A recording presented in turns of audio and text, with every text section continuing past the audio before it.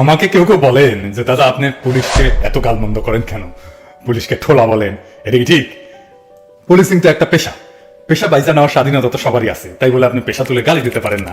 কথা চমৎকার, কিন্তু এই কথার মধ্যে বেশ কয়েকটা ভুল আছে। প্রথম ভুল হচ্ছে, আমি মূলত গালি দেই পুলিশ প্রধানকে, পুলিশের কর্তাদেরকে। কেন গালি দেই সেটার কারণ আছে, গালির কারণটা ভিডিও শেষ হইলে বুঝবেন। আমি কখনোই পুলিশ কনস্টেবলদের গালি দিই না, ওরা হুকুম তামিল করে, ওরা সবাই দরিদ্র সাধারণ মানুষের ছেলেমেয়ে। আমার দরিদ্র মানুষদের প্রতি পক্ষপাতিত্ব আছে, আর এইটা আমি কখনো লুকাই না। তাই দরিদ্র সাধারণ মানুষকে গালি দেওয়াটা আমার স্বভাব বিরুদ্ধ। আমি চাই ঠোলা পুলিশ হয়ে উঠুক। যদি বাংলাদেশের ঠোলারা আমার সাহায্য চায় কিভাবে ঠোলা পুলিশ হয়ে উঠবে, আমি সবার আগে গিয়ে গায়ে গতরে খাইতে এটা করে দেবো। না না, আমাকে কোনো কনসালটেন্সি ফি দিতে হবে না। আমি বাংলাদেশের ঠোলাকে জনগণের পুলিশ বানায় দেওয়ার জন্য আমার যতটুকু সাপোর্ট দরকার সেটা তারা পাবে, যদি আমার কোনো সামর্থ্য থাকে। এখন অবশ্য তারা বলতে পারেন যে আপনি আসলে কি করবেন, এই যে বলতেছেন জনগণের পুলিশ বানাবেন, সেটা কিভাবে করবেন? খুবই সঙ্গত প্রশ্ন। এই প্রশ্নের জবাব দেওয়ার আগে আমাদের একটু জানতে হবে পুলিশ আসলে কেমনে সৃষ্টি হয়েছিল আমাদের অঞ্চলে। আপনি তো ইন্ডিয়ান বোম্বের সিনেমা দেখেন, কলকাতার সিনেমা দেখেন, তামিল সিনেমা দেখেন, তাই না? ওইখানে সিংহাম ধরনের সিনেমা ছাড়া অন্য সিনেমাগুলোতে পুলিশের যে গণবিরোধী, দুর্নীতিবাজ আর নিপীড়ক চেহারা দেখেন, সেটার সাথে বাংলাদেশের ঠোলার মিল আছে না? আছে তো। কেমনে হইলে মিল? দেখেন, ব্রিটিশ পুলিশ তো দুনিয়ার সেরা পুলিশ, তাই না? এই যে দেখেন, হ্যাঁ, এই ব্রিটিশরাই তো আমাদের পুলিশ বানাইলো। ব্রিটিশরা যদি সেরা হয়, তাহলে আমাদের পুলিশ কেন এত নিকৃষ্ট হইলো? এটা একটা সঙ্গত প্রশ্ন না? আচ্ছা আসেন দেখি, 2021 সালে একটা বই প্রকাশিত হয়েছে। এই বইটা colonial terror, torture and state of violence in colonial India. এই বইয়ের 76 থেকে 78 পৃষ্ঠা পড়ি, হ্যাঁ, তাইলে আমরা বুঝতে পারবো ইন্ডিয়ান পুলিশ কিভাবে তৈরি হয়েছিল। মানে আমি লাইন ধরে ধরে পড়বো না, মানে কি বলছে ওই জায়গাটায়, আমি শুধু ওই জায়গাটা দেখাবো আর পাশাপাশি বাংলায় বলে দেবো আর কি। এখানে তারা কইতেছে একটা খুব গুরুত্বপূর্ণ কথা, ইন্ডিয়ান পুলিশ তৈরি হয়েছিল সার্বভৌমত্বের ধারণা তৈরি এবং রক্ষা করার উদ্দেশ্য নিয়ে। দেখেন একটা জিনিস এখানে খেয়াল করেন, সার্বভৌমত্ব রক্ষা করে কে একটা আধুনিক রাষ্ট্রে? মানে বাংলাদেশে সার্বভৌমত্ব কে রক্ষা করে?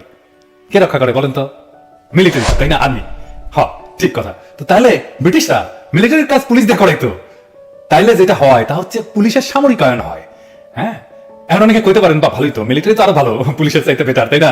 শক্তিশালী, মোর ডিসিপ্লিন, অস্ত্রপাতিও ভালো, ধ্বংস ক্ষমতা পুলিশের চাইতে বেশি, ফাইটও করতে পারে, সারাক্ষণ তারা লেফট রাইট করে, পুলিশের চাইতে তো ফিট মিলিটারিরা না? অসময় ক্ষুদ্র বাতারা কইতে পারেন কেন আপনার আজিজ ভাইয়া ছিল না, এই যে বুড়িয়ালা, এটা আমি মাথার থাকে সবসময়, সরাবার পারি না। হ্যাঁ, যখনই আমির কথা মনে আসে তখনই মনে হয় আজিজ হাঙ্কারের সেরা প্রধান ছিল, আমার গাছির বিট করে ওঠে।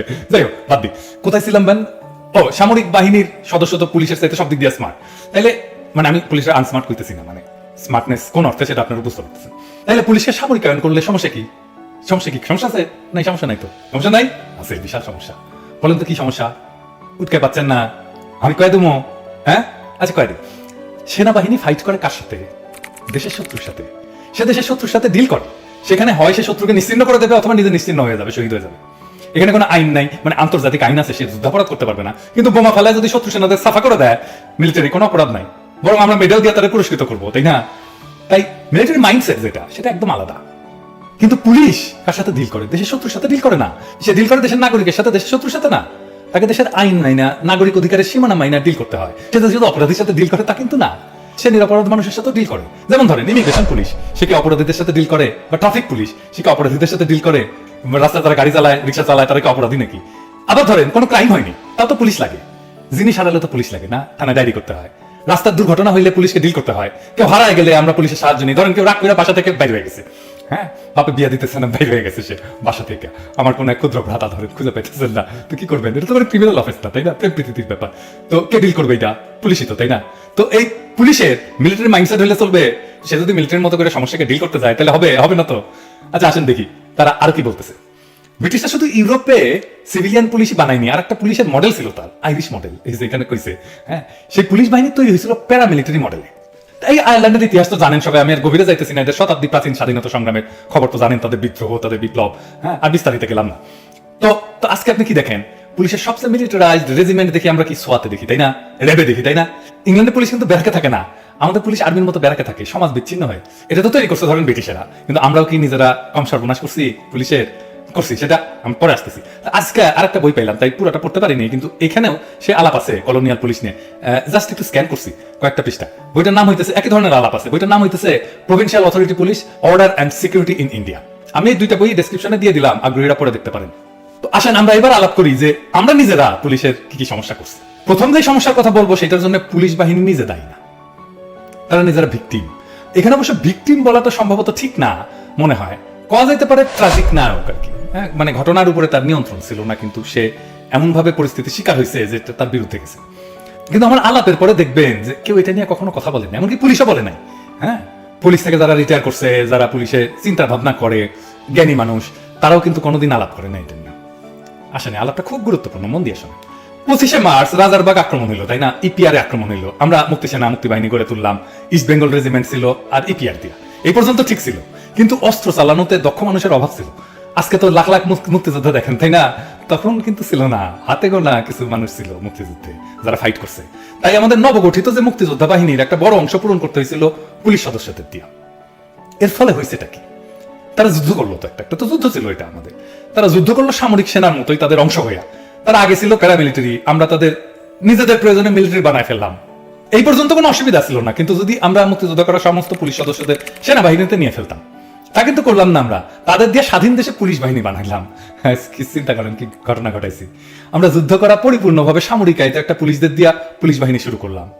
এর দায় কি পুলিশের? পুলিশের তো না, এটার দায় রাজনৈতিক নেতাদের নির্বুদ্ধিতার। এরা বোঝে না যে কোনটা কেমনে ডিল করতে হয়। তাই আমি অন্তত এই একটা ক্ষেত্রে পুলিশকে ট্রাজিক নায়ক বলতে চাই। এখানে কি শেষ পুলিশের সর্বনাশ করা?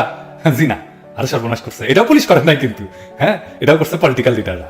এরপর পাকিস্তান ফেরত সামরিক অফিসারদের পুলিশে পোস্টিং দেওয়া হইলো। এখন আপনারাই বলেন, এটা ঠিক আছে?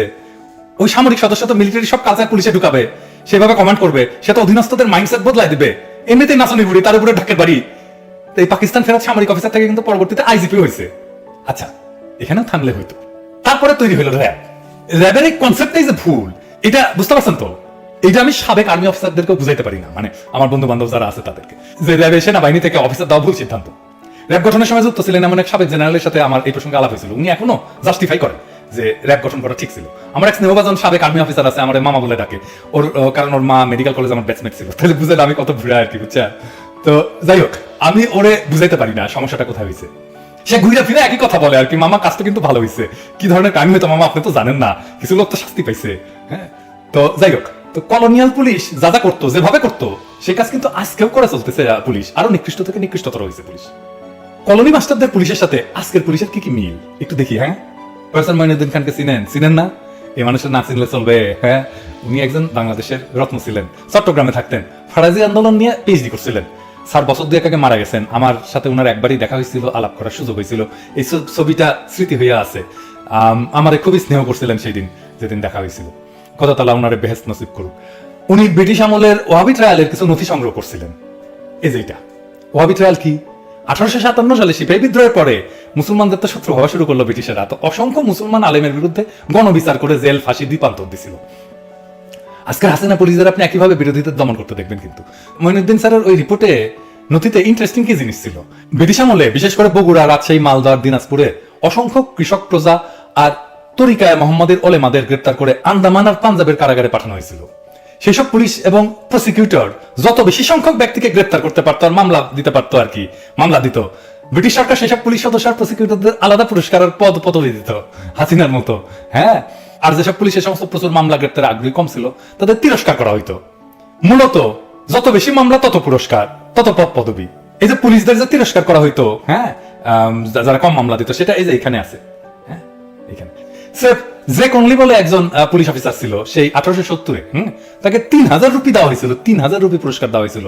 এই যে দেখেন সেই নথি, 204 পৃষ্ঠার 87 নাম্বার নথি। 1870 সালে 3000 রুপি কত ছিল হিসাব করেন তো। ভাবতেছেন ভালো তো, ব্রিটিশদের কি দরাজ দিল দিছে তো টাকা, কিন্তু টাকা কই পাইছে? এইবার পৃষ্ঠা 12 দেখেন, এই টাকার জায়গায় জোগাড় করছে আলেমদের সম্পদ নিলামে তুলা। দেখেন 23,437 টাকা পাইছে নিলামে তুলা। এই টাকা থেকে তো পুরস্কৃত করছে, 3000 টাকা দিছে পুলিশের কর্তাদের, তাই না, পুলিশদের। ঠিক এখনকার সময়টা কিভাবে যেন পুরা মিল। এইভাবে যুদ্ধাপরাধীদের সম্পদ বলে সম্পদ বাজেয়াপ্ত করা হয়েছে। তারেক রহমান, জুবাইদুর রহমানের সম্পদ বাজেয়াপ্ত করা হয়েছে না? ঠিক এইভাবে পুলিশদের ওই টাকাতেই পুরস্কার দেওয়া হইতেছে না?